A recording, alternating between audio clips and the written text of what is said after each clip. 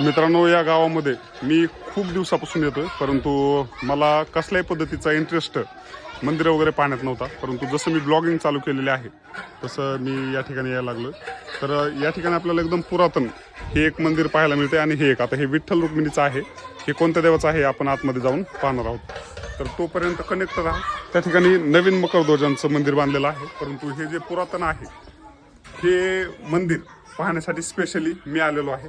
आणि एकदम असलं जबरदस्त बांधकाम आणि एकदम हे एवढं पुरातन मंदिर आहे की तुम्हीही या ठिकाणी येऊन व्हिजिट करायला पाहिजे. जर तुम्हाला अशा पद्धतीनं पुरातन वास्तूंचा छंद असेल तर. मी तर खूप खुश आहे की मी खूप दिवसांना उशिरा का होईना पण या ठिकाणी पोहोचलेलो आहे.